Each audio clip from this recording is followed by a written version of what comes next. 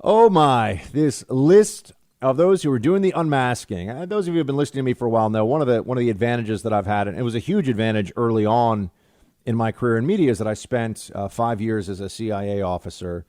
And so I had some idea about national security. I knew a lot about Iraq and Afghanistan from working those issues. I wasn't just a CIA guy who learned about that stuff on the side. Those were the issues. I was on the Iraq desk and then was sent to the was essentially loaned to the Afghanistan desk. So I worked those issues, mostly counterterrorism and counterinsurgency.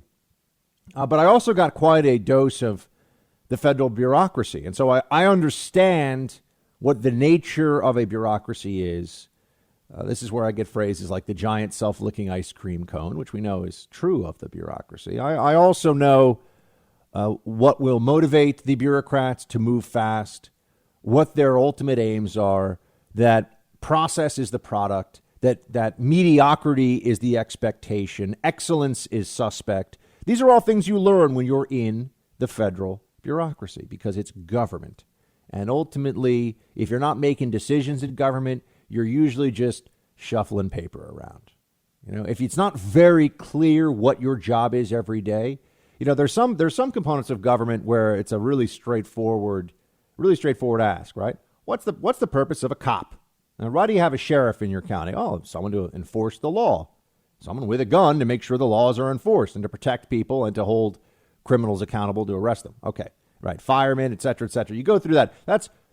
What is the purpose of somebody who's, you know, an assistant representative, or rather an assistant, you know, deputy secretary to the trade representative for the blah, blah, blah? What do you really do all day? I don't know. You kind of just send emails, go to meetings. Anybody really care that you're there or not? Nah. No, I was always, I found it remarkable that when I was in the CIA, there was always the meeting and the onlookers. And this is a concept that I'm sure many of you are familiar with just from corporate America as well. But in the government, it's particularly clear.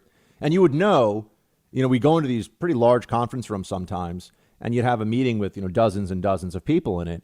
And there would be all these folks. There'd be the people that are at the focal point of the table. And then there'll be the people who know, no one has to tell them that they should be sitting at the actual table where the discussion, you know, the long conference room table where the discussion's happening. And then you'll have near them the people who are the important seconds, if you will, the aides, the assistants, whatever.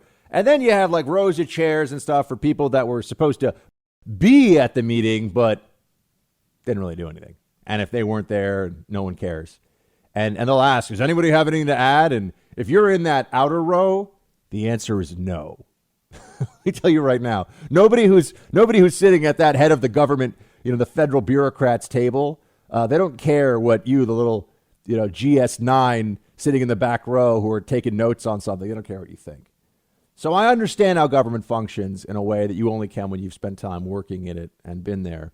And that's why I also know that there's a panic right now, because a lot of what you're seeing, and this is true for some elected officials, but it's also true for many, many very powerful, very senior bureaucrats, particularly in the intelligence agencies and in the FBI and the upper echelons of federal law enforcement.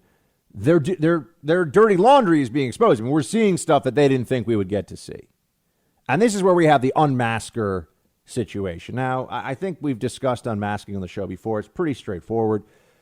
You're not supposed to collect on U.S. persons when you are doing surveillance using intelligence methods. So, in order to protect people from this really unconstitutional, but they would say incidental. Incidental is not the same thing as accidental. Remember that. They're trying to target. They're trying to catch your conversation. They just are doing it because they want to hear what the foreign person is saying. That's what they will tell you. But this is effectively a warrantless surveillance. This is intelligence surveillance as opposed to law enforcement. There's no, there's really no court protections. We've talked about FISA, for example.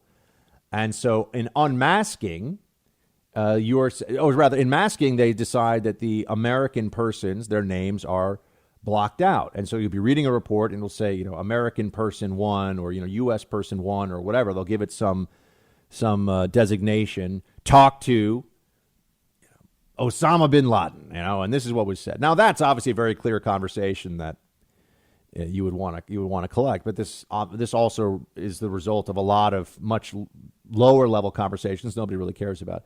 So unmasking is when you're reading this report and you say, okay, I need to know, and you have to go to the originator, so whoever collected it, whichever agency, you go to the originator and you say, I need to know who this person is, and you have to give some explanation of it, and then you can find out who that person is. Now, is it something that happens? Yeah, it absolutely happens, but it's usually something that you would expect to occur from people who are involved in intelligence gathering and analysis, not, say, the U.S. ambassador to the United Nations a few weeks before she's about to lose her job. You wouldn't think that would be somebody that would be doing this. And now we get to the General Flynn component of all of this. And look, I know there's a lot of layers here.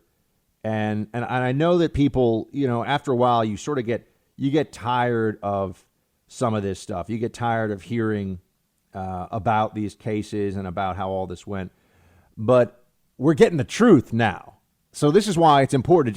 This is the last couple of laps of a very long race, a race that ultimately, I can't say that there'll be justice, but at least there'll be clarity. There will be truth at the end of this. I don't think that there will be justice, though, because I don't believe that the wrongdoers will be punished. Your only hope for that is the Durham investigation, and I would not put a lot of stock. I would not put a lot of faith behind that. Not because I think Durham is a dishonest guy. I don't think that's the case.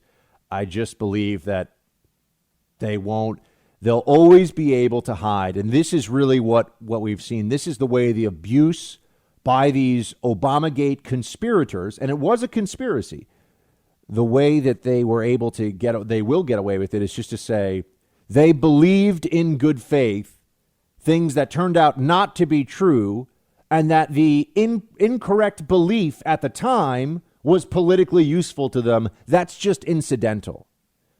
I just happen to believe this very fraudulent report about Russia collusion because I'm that foolish and that naive. Can't get mad at me for that. And then I took action based on my own stupid belief that this is what happened, and that it was going after a political enemy. That's a coincidence. That's really their justification. So the Senate, it was not D&I Grinnell. D&I Grinnell was involved in the process of giving the DOJ information that it wanted here because of the unmasking stuff around Flynn. Because really what we know now, what's been proven is that there was a conspiracy to frame. I mean, they framed General Flynn. That's what they did. It was a frame job. And so we want to know, and the DOJ and Attorney General Barr want to know more about how this happened and what the different components were that were involved. So the Senate, Senator Rand Paul was making a lot of noise about this yesterday, released the list, the unmasking list. It was properly declassified. And here's what you have on it. Below is a list of recipients who may have received Lieutenant General Flynn's identity in response to a request processed between 8th of November 2016 and the 31st of January 2017 to unmask an identity that had been generically referred to in an NSA foreign intelligence report. Each individual was an authorized recipient of the original report, and the unmasking was approved through the NSA standard process, which includes a review of the justification for the request. Only certain personnel are authorized to submit unmasking requests in the NSA system. The principals are identified. We cannot confirm they saw the unmasked information. Now, this would usually be some pretty boring stuff. There's a lot of, if you're working on a specific country account or issue account, if you're working on a non-proliferation office, let's say, in the intelligence community, or a terrorism office in the intelligence community, and there's a U.S. person who's captured in a surveillance report of someone you think is a known terrorist financier, you might want to unmask that guy. You might want to know what's going on here, and that could also possibly be something that you would. Well, now you get into does law enforcement get to use this information? It's not a duly predicated law enforcement search, but does sometimes this information manage to find its way? Sometimes it finds its way to a Washington Post reporter. That's what we found out when it involves General Flynn. So, yes, of course, these rules and regulations are not perfect, and they are not always respected. But who asked for, remember, this is specific to General Flynn's identity. Who asked about this right around the time? I mean, it was the conversation between Flynn and Kislyak was on the 28th of December, 2016, my birthday. Oh, Buck, it's your birthday. You gonna yeah, it was my birthday. And General Flynn, as we know, was framed up by the FBI, and a big part of that was the leak of classified phone intercept information to the Washington Post. And all these Obama people, they're all upset. You know, they're all sore losers. You got to remember this. They all thought that the Hillary administration and all their friends were going to be running D.C. and they were going to be in power, even if Obama had to leave, Hillary was going to come in, and all this stuff. It was going to be great, right? It was going to be fine, fantastic. Oh no, Trump comes in, and he beat her, and they couldn't handle it. So that's why in the unmasking request list you have here, U.S. Ambassador to the United Nations Samantha Power. The 30th of November, 2016, the 2nd of December, the 7th of December, the 14th of December, the 23rd of December, and the 11th of January. Unmasking Flynn. Now, even if this was all completely legitimate, are we supposed to believe that these people didn't realize? They keep reading classified intercepts of conversations involving the incoming National Security Advisor, Michael Flynn. They didn't think that this was a little bit, that this is just put aside the legality. Is this ethical? You're reading about your political opponents using the U.S. intelligence process to do it. This is a backdoor on constitutional protection. That's what this is. Just like FISA. And remember what we saw with FISA? Oh, it's sacred. Nobody would abuse FISA. Oh, yeah? FISA's a joke. Nobody was paying attention. You could put you basically read something. If you're an FBI agent, you could read something in a news article and say, yeah, I saw this thing. Or have some confidential informant write up some report on a Word doc and just, pass that along. Yeah, it's what my confidential informant told me. The FISA they got open on Carter Page was appallingly flimsy and false.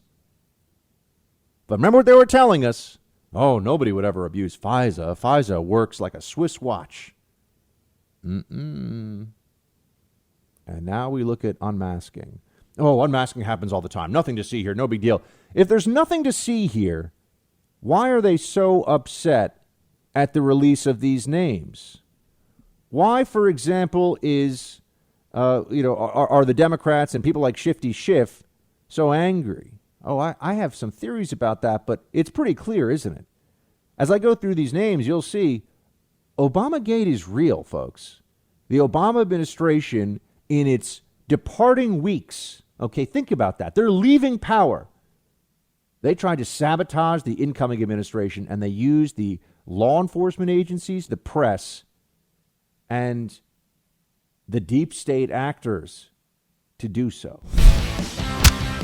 Hey, Team Buck, thank you so much for watching The First on YouTube. If you like this video, please click that little thumbs up button so then it will log as liked. And also, if you want to see more great content from The First, please click subscribe.